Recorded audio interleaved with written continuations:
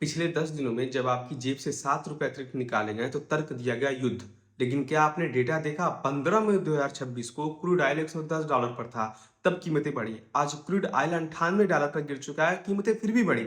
जब कच्चा तेल महंगा होता है तब बोझ आम पर आता है, लेकिन जब कच्चा तेल सस्ता होता है तो मुनाफा सरकार की तिजोरी में जाता है। इसे अर्थशास्त्र की भाषा में असिमेट्रिक प्राइसिंग कहते हैं और आम भाषा में एक सोची समझी लूट। गहराई में उतरते हैं। जनवरी 2014 में कच्चा तेल $105 के पास था, लेकिन दिल्ली में पेट्रोल मात्र 71 रुपए पर था, क्योंकि तब सरकार आपसे प्रति लीटर सिर्फ 9.48 रुपए टैक्स लेती थी। आज 2026 में कच्चा तेल लगभग उसी स्तर पर है, लेकिन पेट्रोल 100 रुपए के पार है। कारण एक्साइज ड्यूटी। डीजल पर तो यह खेल और भी खतरनाक है, जहां टैक्स 3.56 रुपए से बढ़कर 30 रुपए के पार पहुंच गया है। यह महंगाई नहीं है, यह सरकार द्वारा बदला गया रेवेन्यू मॉडल है, जहां जनता का कंजप्शन ही सरकार की कमाई का सबसे बड़ा जरिया बन गया है। जब भी सवाल उठते हैं तो एक ढाल सामने आता है कि हम पिछली सरकार का ऑयल बॉन्ड्स भर रहे हैं। कहा जाता है कि बहुत खर्चा हुआ, लेकिन आइए देखते हैं सच क्या है। वित्त वर्ष 2021-22 में सरकार ने फ्यूल टैक्स में 4.92 लाख करोड़ कमाए। उस साल ऑयल बॉन्ड्स पर दिया गया भुगतान कुल कमाई का महज 2.2% था। सवाल यह है कि बाकी का 97% पैसा कहाँ गया? अगर वह पैसा विकास में लग रहा है तो क्या कारण है कि मिडिल क्लास की डिस्पोजल इनकम, खर्च करने लायक पैसा पिछले एक दशक में अपने सबसे निचले स्तर पर है? यह सवाल सरकार से नहीं पूछे जाते।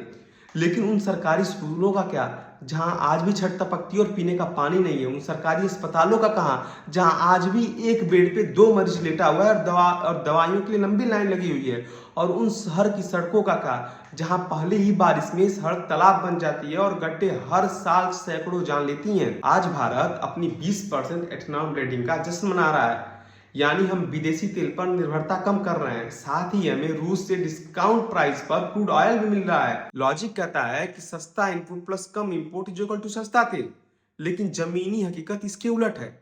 सरकार कास्ट कटिंग का फायदा कंपनियों और सरकारी खजाने को दे देती है, लेकिन उस पाइपलाइन का आखिरी सिरा यानी आपकी टंकी आज भी सूखी है। यह वेल्थ ट्रांसफर का एक ऐसा मॉडल है जहां पैसा गरीब और मध्य वर्ग की जेब से निकलकर सीधे कॉर्पोरेट और सरकारी बैलेंस शीट में जा रहा है। युद्ध यूक्रेन में हो या मिडिल ईस्ट में, उसकी कीमत भारत का एक ऑटो चालक या ऑफिस जाने वाला कर्मचारी क्यों चुकाता है? क्या ग्लोबल क्राइसिस सिर्फ कीमत बढ़ाने का एक बहाना बन चुका है? डेटा गवाह है, कच्चा तेल गिरता है तो सरकार टैक्स बढ़ा देती है, और जब तेल बढ़ता है तो सरकार बेस प्राइस बढ़ा दिया जाता है। यानी हर रास्ते पर हार आम आम जनता की है। आपकी इस पे क्या राय है? आपकी राय कमेंट में आमंत्रित है। तब तक के लिए जय हिंद, जय भारत।